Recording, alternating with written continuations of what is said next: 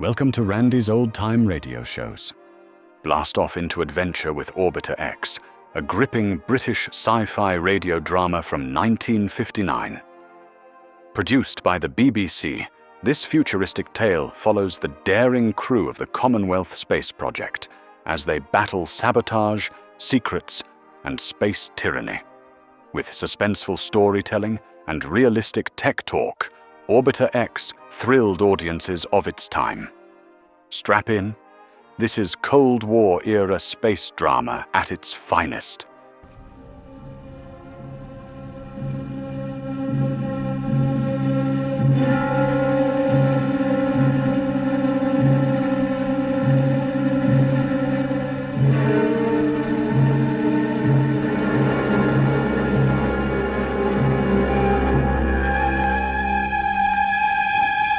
Orbiter X!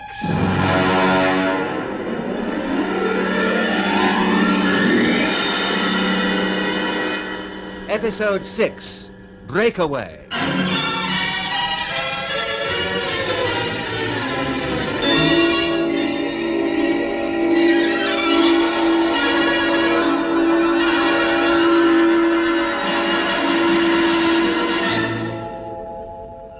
At the headquarters of the Commonwealth Space Project in Woomera, Colonel Kent suspects that the plan to assemble the space station, known as Orbiter X, is being deliberately sabotaged. The hostile force is in fact the Unity organization led by Dr. Max Kramer. Ahead of the world in space travel, Unity has already established an underground base on the moon. Captain Bob Britton, Matt McClelland and Hickey, who are prisoners inside the base, discover that a large unmanned rocket from Woomera is soon to land only a few miles away from them. They believe that if they can reach it aboard a Unity hover car, it can take them back to the Earth. Working in a subterranean tunnel, they open a gap leading to the surface of the moon. Breaking through in their spacesuits, they run towards the hover car, which is the first vital link in their escape line. Hold it! Oh no! What is it? The hover car. It's taking off. We're too late. Kramer's beaten us to it. Well, there must be something we can do. Yes, I think there is. But I shall have to move fast. What do you mean, Bob? I'm going back through the tunnel, through the airlock, and up to the control room. We've got to get that hover car back here. And the only way to do it is to send Kramer an emergency message on the radio. Oh, what will you say? I don't know yet, Mac. But I'll think of something. Maybe I'll make the radio operator do the talking. I suppose he refuses. Yeah. Remember I picked up a knife in the tunnel? I don't think he'll argue when he sees that. It's worth having a go. Let's get cracking. No, Hickey. You and Mac will stay in the tunnel entrance. If the plan works, you'll see the hover car come back pretty soon. Wait until Kramer gets out and goes back through the main airlock into the base. Then run like blazes. Get aboard the car, deal with the crew, and set off straight for the rocket. You know how to find it by steering on its radio bleeps. Wait a minute. What about you, Bob? I'll join you if I can. But if I don't show up by the time you're ready to start, don't wait. We're not leaving without you. Not likely. You will if I'm not there. Now, listen, Bobby. And that's an order. We've got to tell CSP about Unity and nothing else matters. But, Bob... Don't argue. There's no time to lose. I've got to get through the tunnel and into the control room quickly. Hope to see you later. Okay. Good luck. Good luck to you, chaps. Thanks, Bob. We'll be watching for you.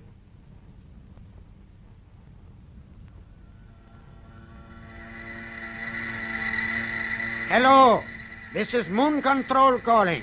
MHQ to hover car. Are you receiving me? Hello, MHQ. Yes, we are receiving. Dr. Kramer, this is radio operator Lettman. I have just received a signal from Unity Earth headquarters. Commander Gelbin has taken off aboard relief ship Unity 4 and will be landing here as arranged. Message understood. Thank you. That is all. No, not quite all, Lettman. Britton, what are you doing here? Don't move. Keep your hand away from that transmission key. What do you want? I want Kramer brought back. Right away. But that's impossible. He's going to recover the Woomera projectile as soon as it lands. Exactly. That's why I'm here. I don't understand. Now listen. You're going to call him up again. You're going to tell him that you've just had another signal from your Earth headquarters. I can't do that. Tell him that you have an intelligence report saying that the Woomera moon probe is a trap. It's believed to be fitted with an atomic charge, which is likely to explode as soon as he starts the recovery But work. he would Say never that believe- Captain Britain should know about this, and could probably make the charge harmless. You will also tell him to return here at once for more information. Have you got that? You'd better talk to Dr. Kramer yourself. I shall have nothing to do with it. I think you will. Ah! Take that knife away from my throat. Are you going to talk or not? No! Well, in that case, All right, I'll do it. Good. But be very careful what you say. Have you got the message straight? Yes, but I don't understand what you hope to achieve. Never mind. Press that transmission key and start talking. Hello? Moon Control calling. MHQ to hover car. Come in, please. Urgent. Hello, MHQ. Hover car answering you. Dr. Kramer, I've just received an intelligence report about the Woomera projectile. It is believed to be a trap. It has an atomic charge which may explode if you approach it. EHQ say that Captain Britain knows this and knows how the mechanism works. Yes, this is interesting. Earth headquarters ask if you will return to base as soon as possible for more information. Very well. I shall go into this most carefully. It confirms my suspicions. Your suspicions? Yes, it seemed a strange coincidence that the probe should be landing so close to base. I shall be with you shortly, Letman. Very good, sir. Well done, Ledman. Now perhaps you will tell me what you hope to get out of this. You shall see, all in good time. And while we're waiting, you will cut the interference transmitter so that my friends in Woomera will be able to pick up the rocket on their monitors before it lands. You heard me, Letman. Ah, very well. That's better. You are free to speak to them on the radio if you wish. Thanks for the suggestion, Ledman, but I know what you're thinking. Kramer might intercept the transmission. No, I shall wait until he's safely back and halfway through the airlock. That, my friend, is when I shall call Woomera.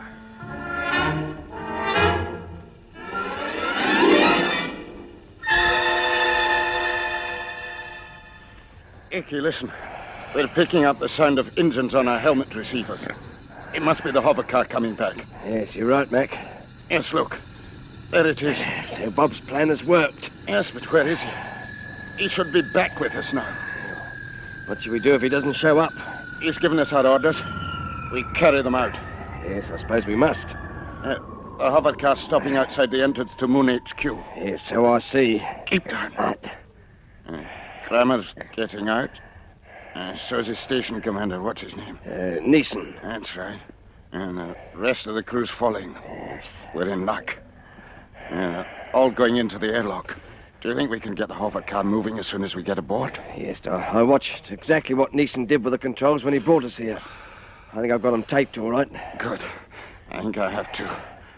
Now, you all set. Yes. I hate going ahead without Bob, but there's no alternative.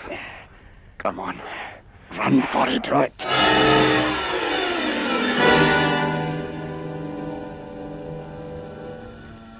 Hello. This is Captain Britain calling CSP Woomera. Captain Britain calling CSP Woomera. I'm speaking from a base 40 miles south of Wargentin in the third quadrant of the moon. Kramer's arrived back. You are too late. Get away, Ledman. This is urgent. There is nothing wrong with the CSP ships. We were attacked by a hostile force called Unity, which is planning to take over Orbiter X as a preliminary to world conquest. You must take action right away. All right, leave him to me. I can't say any more. That stopped him. Letman, did you cut the transmitter? No, but it's all right. The power was turned down. Huh. Trying to talk to CSP, was he? He was, but he will not have been heard, Dr. Neeson. Where are McClellan and Hicks? I haven't seen them. But what has been happening? Britain came in just after I sent you the signal about Commander Gelbin. He had a knife and... So he was here when you sent the second signal, the warning about the projectile. Yes. Why did he let you send it? Answer me. He made me. What do you mean he made you? Speak up. He forced me to send it. I thought it might be genuine. Had you any reason to doubt it? You got the warning from EHQ Intelligence? Or did you, Letman? No, I did not. What? Britain gave it to me. So, it was a trick. Yes, a trick. And you knew it, Letman. He had a knife at my throat. You're under arrest. Take him away. No, let me explain. I believed you were in Get danger. him out of my sight. I shall deal with him later. Kramer, the interference transmitter's been turned off. Turn it on quickly. And turn up the monitors. Right. What's that on the screen? Why, it's the hover car. It's moving away. I don't understand. I think I do. Hello. This is MHQ calling hover car. Answer me immediately. They're not speaking. Who? Who is aboard? Britain can answer that. Give him a shot of restorative. My jet pistol has only knocked him out. He's not seriously hurt. Right. He has succeeded in making idiots of us all. I still don't follow. It is obvious that he and his friends found a way out of the tunnel. They hope to reach the hover car and meet the Woomera projectile when it lands.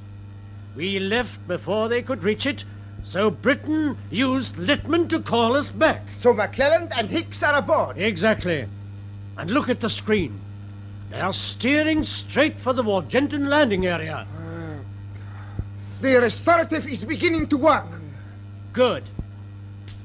Britain. Britain! Rouse yourself. Kramer? Open your eyes. Now listen to me. You are going to the radio, and you are going to speak to McClelland and Hicks. What? Now I'm going to do the dictating. I have a message for you to broadcast to the friends who are trying to leave you behind. You mean they've got away? Oh, that's wonderful. Don't be too sure. I congratulate you on your enterprise, but you cannot match yourself against me, not even when you have the assistance of one of my own staff. But you have overlooked 2 points. Oh, what are they? First, I can stop your friends at any moment I choose. Huh? How? I will explain in a moment. The second point is that Littman did have the wit to turn down the power of the main transmitter, so you will not have been heard at CSP headquarters. It was a good effort, Captain Britain, but not quite good enough.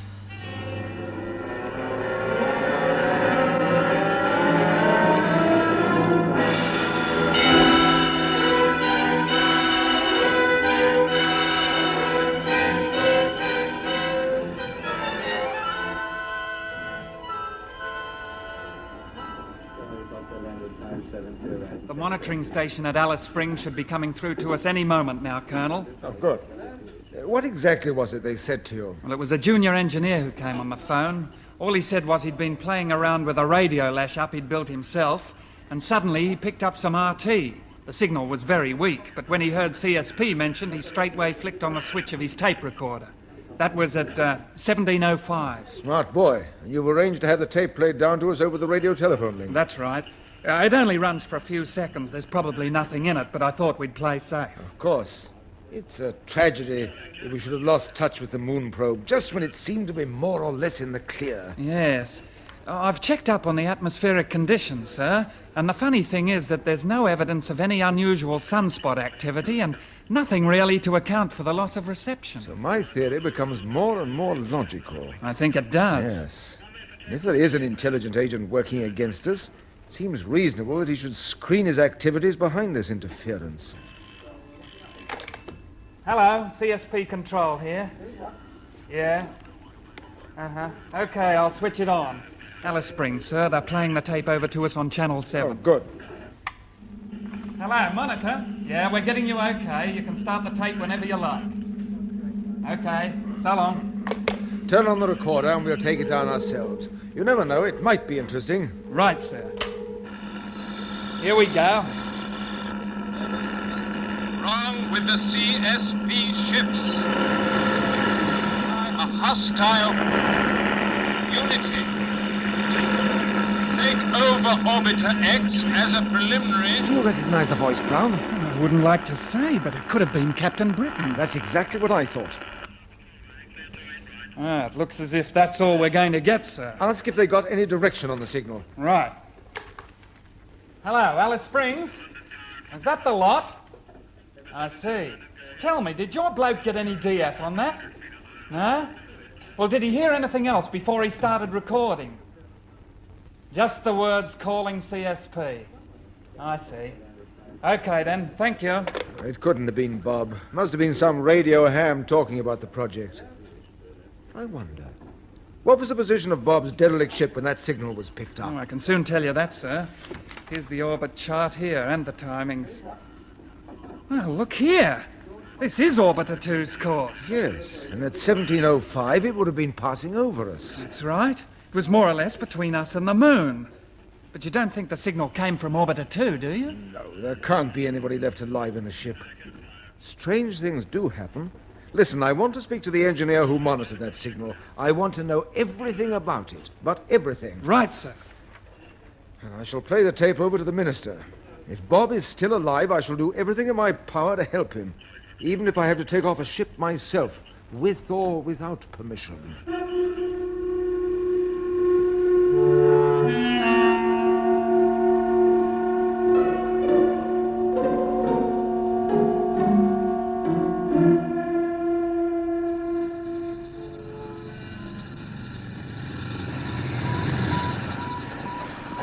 How are we doing, Mac? All right, Hickey. You seem to have got the hang of the controls okay. Yes, they're dead simple. The main thing is to keep the hover car just the right distance above the ground. 4 or 5 feet seems to be about the best.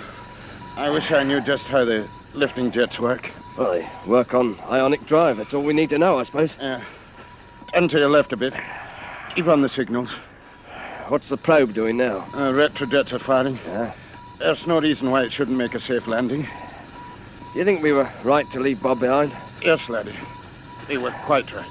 You know, when he left us, I think he knew he wouldn't be able to join us again. Don't be too depressed. And Bob's a tough customer. He knows how to look after himself. Yes, but now it's him against the rest.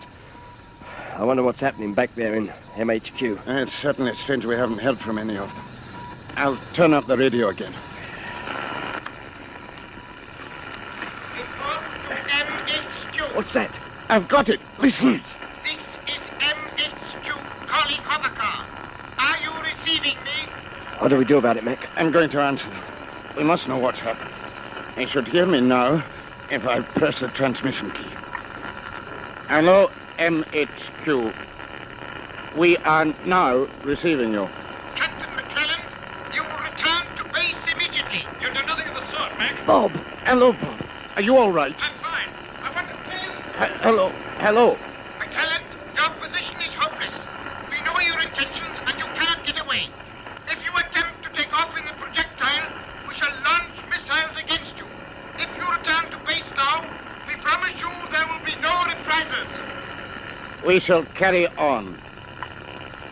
Do you agree, Hickey? Yes, we'll take our chance. Right. You can ease up a bit. Right. Look, there's the projector. It's coming down straight ahead of us. Look, you can see it through the windows now. Just like a falling star. It's making a perfect landing.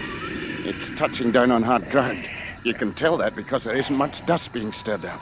How far away would you say it is? 2 or 3 miles. All right, then I'd better slow down a bit more. You're still clocking around to 60 miles. That's okay. I know how to brake with the jets. I hope you do. Hickey. Is that the hatch beginning to move? Yes, it's opening out like a miniature drawbridge. All ready for the tractor to run down. Everything working beautifully, eh? Yeah. The tractor's coming out now. There it is. It's difficult to believe it's all automatic, isn't it? It's a wonderful piece of machinery. You can actually see the cameras panning round on top of the tractor. Yes. You know, and the one in the middle uses microfilm. Uh-huh. It's supposed to go on working for 12 hours until the tractor goes back into the ship and the whole bag of tricks takes off and returns to the earth. Yeah, but we'll be going instead of the tractor. And we hope. Well, I'm going to start braking, Mac. Okay. Draw up as close to the projectile as you can, but for heaven's sake, don't ram it. After we've stopped, I'll turn on the intercom again, and we'll try and have a quick word with Bob.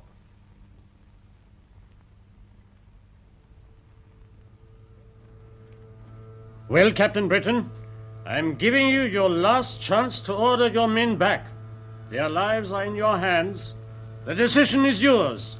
I'll let you have it in due course. If you wait too long, we shall launch the first missile. Neeson, is the interference transmitter working correctly? Yes, all is well. Good. It'll be safe, then, to call up McClellan and Hicks. I wish to speak to them. Right. Hello? This is MHQ calling hovercar. MHQ calling. Are you receiving? Yes, we are receiving you. I'll take over. Captain McClellan, you've been warned that you are in serious danger. I'm holding my fire only because I wish to avoid unnecessary waste of life and valuable materials. Nevertheless, if you continue to ignore my warning, I shall be compelled to take action. Do you understand? Yes, we understand. I have told Captain Britain that the final decision rests with him.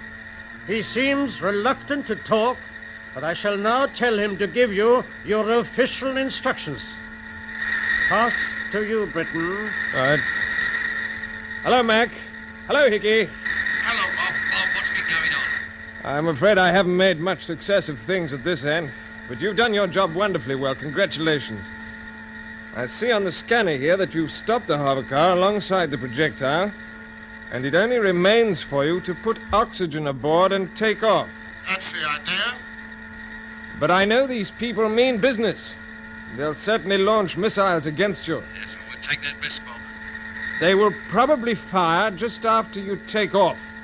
You'll be a difficult target, and if the first missile doesn't stop you, you may get away. Now, it's up to me to tell you whether or not to go ahead. You don't have to say any more, Bob. Leave it at that. Okay, Mac. Good luck to you both. This unity organization has got to be broken. You know what to do? Right enough! Gone! Keep Captain Britain well away from the instrument panels. Watch that he doesn't try any tricks. And Neeson, you will line up the first missile. Very good. But do not fire until I give you the word.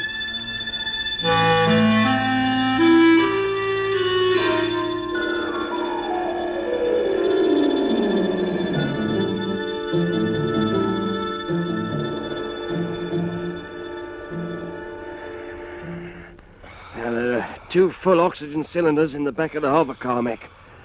I reckon we better take both of them. Yes, we should be able to lift them all right. Yes, they don't weigh much in moon gravity. Ah, you're right. Right. Well, we'll take one each and get straight aboard the probe. Up the ramp, laddie. That's your stuff. In you go. We shall have to use our torches inside because there are no luxuries like lighting. Dump the cylinders down in the clamps that hold the tractor. Okay. Well, what do you think of your new home? Reminds me of the engine room in my last ship. Except this is vertical. That was usually horizontal. You'll find this is safer than those atomic subs of yours, Chief. Safer, eh? I suppose it might be all right if Kramer wasn't lining up his missiles for the Big Bang. Better not think about that. Well, I'm not worried. Not much, anyway. I bet he misses. Sure he will. Now, look, there aren't any seats in this machine, but I've got a couple of rubber mattresses here from the hovercar. They'll help us on takeoff. All right, fine. And we can strap ourselves down to those rings in the deck. Sure. There's no way we could control the jets at the moment, I suppose. No, I'm afraid not. After takeoff, the automatic pilot will lock onto woman. And 300 miles above the Earth, it should turn the ship into orbit. It should start losing altitude until we reach about 200 miles. That's when a tender will come out to collect the films and instruments. Whoever comes aboard is going to have a terrible shock, and he finds he's got us instead of the tractors and its instruments. I'll bet. And now, shall we get ready for the big moment? Yes, okay. To close the hatch, all I have to do is to trigger off the compressors and move this lever. Here. Which I suppose is normally operated by the tractor as it comes back. Here it goes. Yes, the hatch is closing. And better strap ourselves down. Right. Compressors are working. So it won't be long now. Are you all right? Yes. What'd you say the thrust would be for the takeoff? About 5 or 6 G, I think. Not too bad. No, we can take that all right. Get started. It's up to the CSP designers now. If they've done their job, we should start lifting. Yes, here we go. Get away!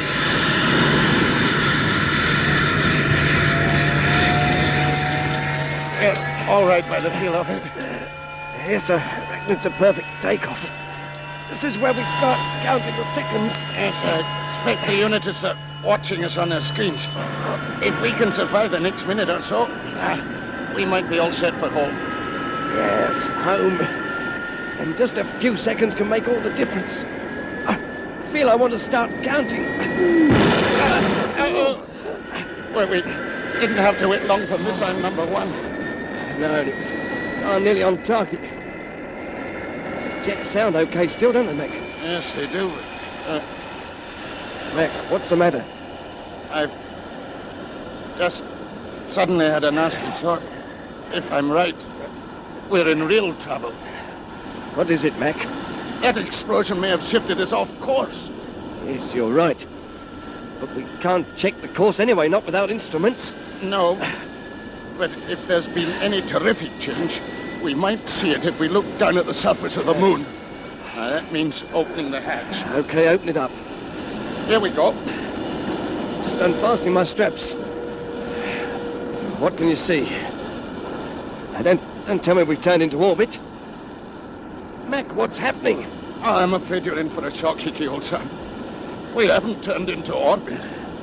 It's worse than that. You mean we're not heading for the Earth? No. Well, where are we heading for? As far as I can judge, straight out towards infinity.